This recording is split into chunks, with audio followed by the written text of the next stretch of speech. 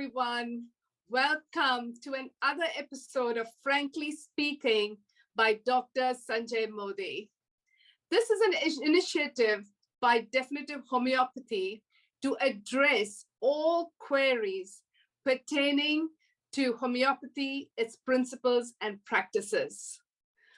We have been getting very many positive response from many homeopaths that it is really helping them to clear their confusions, which had not been cleared for many years. And it is actually helping them in their practice. So we thank all those who have taken the trouble to reply and tell us how we are doing and appreciate us. We want to say thank you to you and thank you for your love and support. Now, for those practitioners who are watching this series for the first time, let me explain what this series of Frankly Speaking are about. Dr. Sanjay Modi believes that when the practitioners' confusion, I'm talking about homeopathic practitioners' confusion, gets clarified, that it gives them a lot of confidence in the system that they are practicing, that is homeopathy, and subsequently helps them in their practice. Not just helps them, but helps them to flourish in their practice. So here we try to put up questions to Dr. Sanjay Modi, and these are questions which are on the minds of many practitioners, but many times they are, they're scared to ask or scared to express these questions that have been boggling them for a long time. And these questions are actually finding they hear Dr. Sanjay Modi explaining things scientifically, and they have actually been brave enough to ask these questions either on Facebook or in the chat box of these episodes. And Dr. Sanjay Modi takes pains to analyze the questions and to answer them very specifically.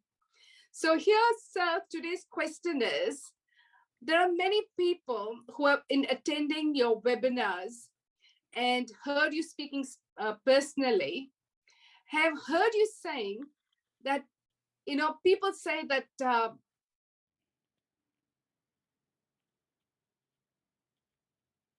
it is so painful to hear that statement from people that homeopathy is not a science. What do you have to say about it? Well, I do make a statement time in and again, that uh, homeopathy has no longer remained a science, but has become a religion in the recent times. And it is painful, not only to, you all, but even to me, it's painful. Because truth is always painful. And we have a habit of avoiding pain. So we get into the habit of avoiding truth. But the earlier we accept, the sooner will be our growth. Because in the long run, it does more harm than benefit. So you can decide after what I am about to say whether my comments are apt or not. As I told you, it is not that homeopathy is a religion and not a science, but homeopathy has no longer remained a religion, or no longer remained a science, and has become a religion in the recent times. You look at the way homeopathy is practiced, and also the way homeopaths behave in the last 20-30 years. uh, let's again get to some basics.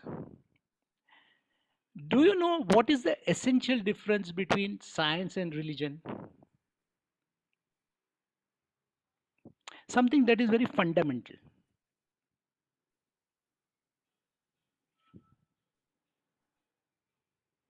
Well, I'll tell you. Science relies on doubters and questioners, whereas religion wants believers and followers. Does it make sense? Science is said to be, an open belief system, Please hear me out very clearly. Science is said to be an open belief system where the data, whatever data, is collected, it is tested, and it is criticized also. Hmm. Whereas religion, as they say, is a very closed belief system where the knowledge is, taken as sacred. It is accepted as is, and it can't be challenged. That's right. Now, Hahnemann, doubted Cullen's statement. We all know that. And the outcome, was a whole noble method of treating patients. If Hahnemann would have believed, do you think homeopathy would have come into existence? It was his doubt that created homeopathy. But in the recent years, there has been a lot of adulteration in this noble science. There is what I call mushrooming of cults in homeopathy. I'm very sorry True. to say that. True. You know, uh, you find that there are more followers of that cult rather than followers of homeopathy. So, what's the difference between the two? See, the first one, that is when you follow a cult, it is exclusive. And the second one, that is when you are a follower of homeopathy, a true follower of homeopathy, it is inclusive. So let us understand what I mean by that particular thing. Inclusive means, including everything or open to everyone, not limited to certain. Hmm. So somebody who is open to everything in homeopathy and not just limited to a certain. Whereas exclusive means not shared or available to only few people. Something that is exclusive will exclude certain things, people, groups. Hmm. So if anyone questions about their cult practices, they are seen as intruders or even traitors. And those people who fall in line with the accepted behavior or established practices are Yeah. welcome Hmm. because they follow the tradition blindly. If you fail to follow tradition that their founders had laid down, you are immediately outcasted. Hmm. That is why in homeopathy you see a lot of close knit circles similar to what you see in religious organizations where strangers are unwelcome. And the beauty is followers of all these schools teach and feel also that they are only on the right path and the rest are lost and gone astray from the principles of homeopathy. And their survival depends on the number of followers they gather. Sounds Hmm. familiar? Yeah. I find this fault reflected in our foundation also because right from our first introduction to homeopathy, our scientific mind is already given a religious bent, and that is why I strongly condemn comparing organon to religious scriptures like Gita, Bible, Quran. We are always taught that organon is the Gita, Bible, Quran of homeopathy. I would rather want to make the homeopaths understand that you cannot question or doubt Gita, Bible, Quran, because you do that you become atheist or even a devil. And the same understanding is with organon of medicine. Even our outlook to the first aphorism, from my perspective, has been distorted by giving undue importance to high and only mission. you know, when I talk about the first aphorism, you will understand the depth and the maturity that Hahnemann had shown 200 years back. Yeah.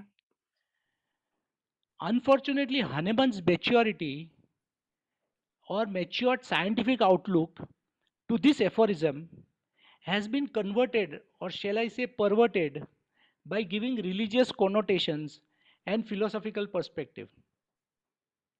Hmm.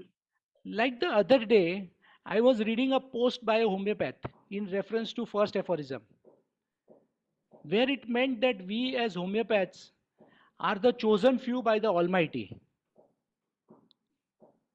We always feel that, oh, we are the chosen few, we are so, fortunate to be there. Now, what that means? It means as if the rest are being disowned by God. Whom are you trying to convince?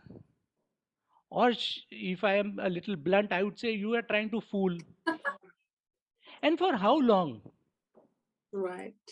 There is a beautiful quote in this connection that you can fool all for some time, some for all time, but not all for all the time. Yeah. So, how do you now see all this? As a science or as a religion? Thank you so much and God bless you.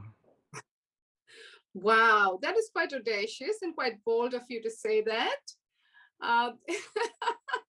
It would be hard for me as a student, when I was a student, to be just stand up and say no. The organon is not religion, because it's not like the Gita or the Bible, because that's what we are told, just like the Bible of homeopathy. Yeah, but that's really awesome, Dr. Sanjay Modi. Thank you so much for giving us actually courage to stand up and ask questions, giving us courage to stand up and begin to question what we practice and what we have taught, and to begin to look at things scientifically. I mean, I think your talks on these episodes of Frankly Speaking are so much about bringing alignment with the homeopathy fraternity, to ask questions and to take an effort to practice scientifically. Thank you so much. So appreciate this time that you take to explain and to study all this and to put things into perspective. And hey, uh, for all those who would like to see some more of these videos by Dr. Sanjay Modi, actually, I've been watching quite a few of late and finding a lot of tips in my own practice, and given me a lot of courage actually to do things with more science-based and more methodically, rather than out of fear or out of a intuition of this may be right, all right, let's do this, or this is what I've learned and this is what I've been told not to do. But I think a lot of his talks and his book on definitive homeopathy, accurate homeopathy, which I have been reading, has given me a lot of courage to stand up and do things scientifically, not out of fear, and not thinking that I cannot deviate from what I've been taught, but have the boldness and the courage to question and to find answers and to practice scientifically. So if you want to hear some more of his teachings and look at some of the videos, please do visit the Facebook page on Definitive Homeopathy. And you can always ask questions in the chat box, put your comments, and guess what? Dr. Modi will be back to answer these questions and clarify every little confusion that you have. We don't have to waste time waiting for many years before we have these questions answered, but we can do it now. And the result, as you and I know, our practice will be helped. Thank you so much for attending this and watching us, and see you next time.